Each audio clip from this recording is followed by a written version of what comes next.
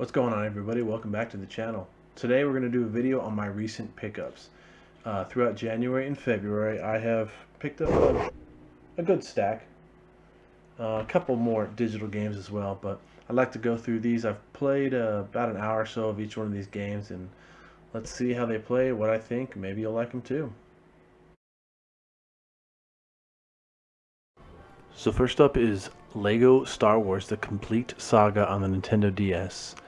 And I don't know about you, I love the Lego games. Some of the more recent ones are getting a bit tougher, not really for little kids, but they are always very fun. Same thing, you go around, you collect all the little bits, you get points, you unlock levels, all that good stuff. You can never say no to a good Lego game.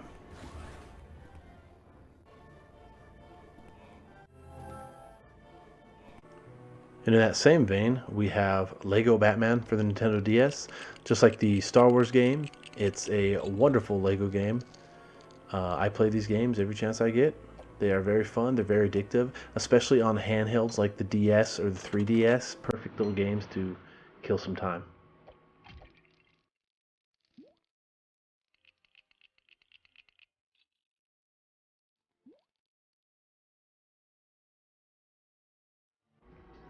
Next up, we have the Activision Classic Games Collection for the Atari 2600. This is on the PlayStation. There are 30 different Atari 2600 games. We're going to start out by playing River Raider, one of my favorite games. Now the graphics look roughly the same, but they are not as choppy and as pixelated as the original. Really fun, another time killer. Not the greatest titles on this, but they're still pretty solid.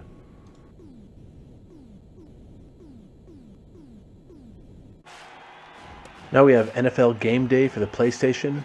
I am not a big sports fan unless it's like racing. That's pretty fun. But this is a pretty fun game, and it's always fun to have Young pass to Rice for a touchdown.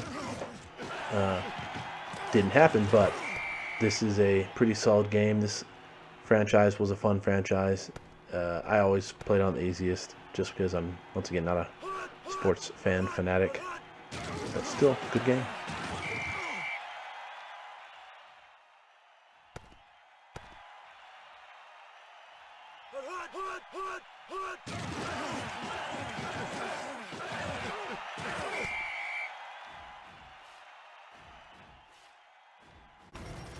Now onto the Xbox One, we have Gears of War 4.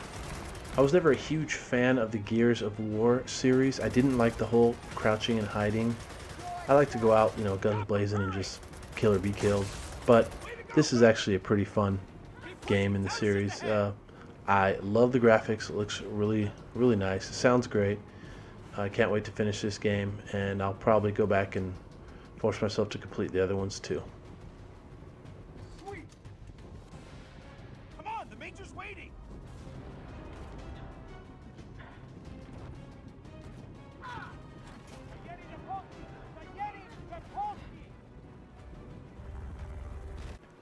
I also picked up Dead Rising 3. Now, I loved Dead Rising 2. Never played Dead Rising. But this one is pretty fun. It looks really good. I haven't gotten that too far into it, but as you can see, I start hitting some decent sized crowds and I start messing them up. I mean, I love murdering zombies. I'll murder in front of their family. I don't care. I just love them.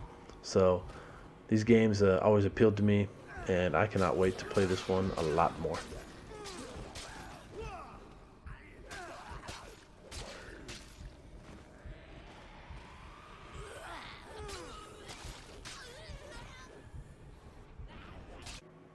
Next up is Batman the Telltale series.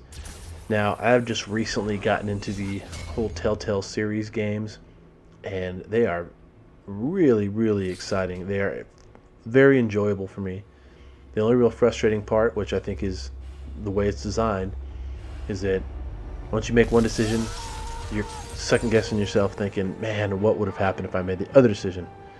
And you may make a decision maybe a couple hours later in a totally different chapter. That decision will come back to haunt you or to help you. These are super fun games. They're not like active playing games, you essentially just make decisions and that's it, and you watch these stories unfold. But I still absolutely love these types of games now. I am completely on board, and I hope they make more. And people will keep you in the crosshairs until you're shot out of the sky. Criminals in this city. They need something to fear. Now, I wasn't kidding when I said I loved these types of games. Here is The Walking Dead, another Telltale series. This is the first one I got into. Whether it's the Batman from the previous one or this one, The Walking Dead, these are both very fantastic games. Story driven, 100% story essentially. Like you see on the screen right now, you pick whatever decision, dialogue, action, whatever that you want, and you see how it plays out. Sometimes it's good, sometimes it bites you in the butt, but either way, these games have serious replayability if you can remember what decisions you make. Sometimes I just go A button the whole way through, and the next playthrough B button, just to have fun and see where it leads me. Very fun.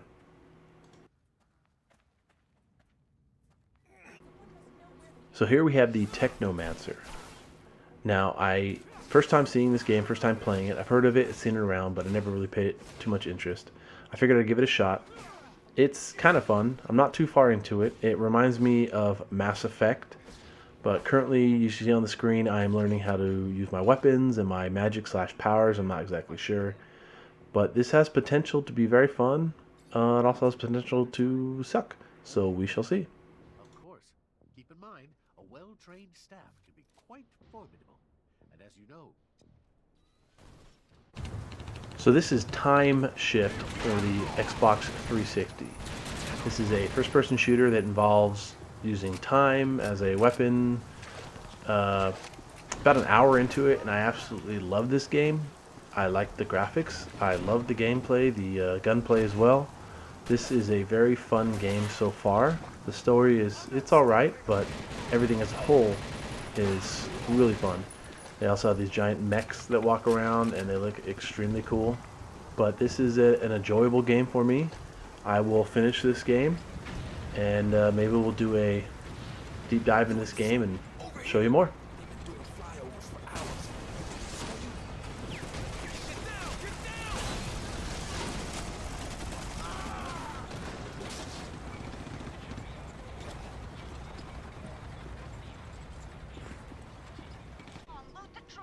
Moving on to the PlayStation 4, this is Homefront Revolution. One of the many first-person shooters on this list, but this game looks beautiful. It is stunning graphics. I really enjoy the system where you kind of track things down and find stuff and use the technology within this world.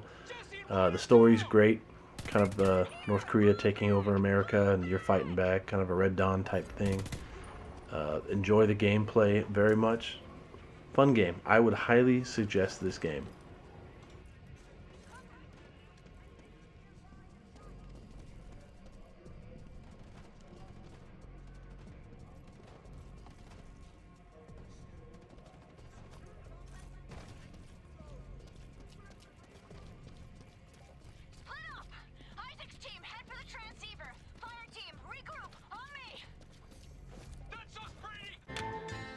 Now this is a game I have never heard of. It's called Locke's Quest for the PS4, but I took a chance, and it's kind of like a tower defense game.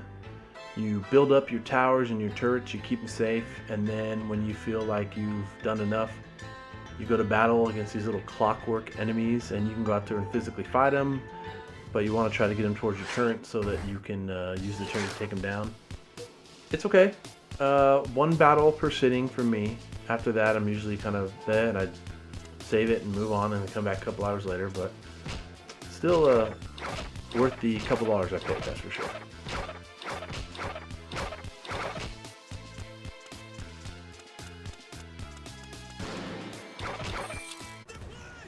Next up, we have Battlefield 1. Now, I played the Battlefield games when they first came out on the PS2. Back in the day. Never really got into the Battlefield and the Call of Duty, the Modern Warfare stuff. I own them all. I've played the campaign, but never did the multiplayer. But I absolutely love World War II, World War I, that kind of stuff. So this game, I don't know why it took me so long to pick it up. But I'm glad I waited because it was only $1. Anyway, it is really, really cool. It is just amazing. I love shooting at blimps. I love getting the cannons and being in the little prehistoric tanks from World War One. Gosh, this is a fun little shoot 'em up, and it takes me back. Not back to World War One, that's for sure. Next up, we have Control. Now, I had a lot of people suggest this game to me, and so it finally popped up at a decent price, so I picked it up. It is interesting. About 45 minutes or so into it. The gameplay's fun. I enjoy the powers and the finding all the little stuff hidden around. The story's a little confusing. I'm not exactly sure what's going on, but I am going to slog through it. I will finish this game because, like I said, enough people have told me it's a pretty dang good game. So once we get out of the honeymoon phase and actually get into all the abilities and the really good story stuff, I'll probably enjoy it a lot more.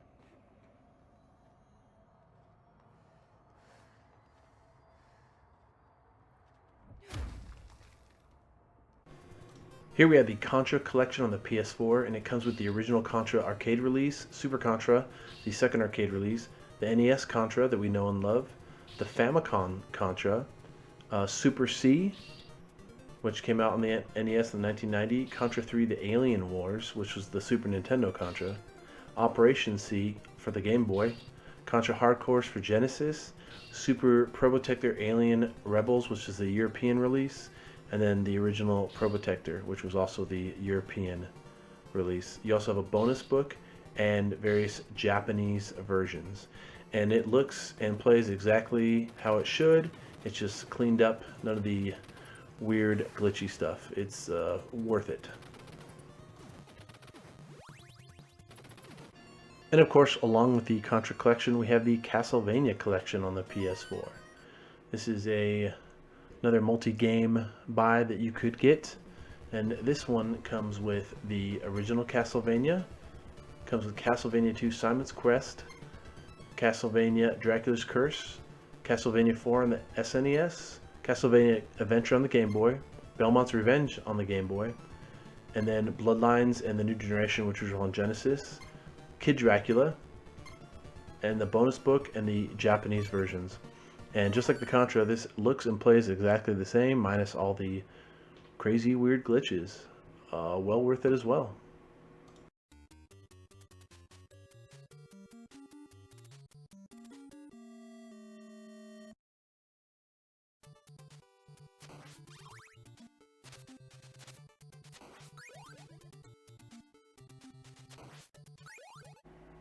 Alright, so there's a couple games that I was not able to get the footage of, and that would be, first off, Chrome Hounds on the 360. It's kind of like a mech warrior type game.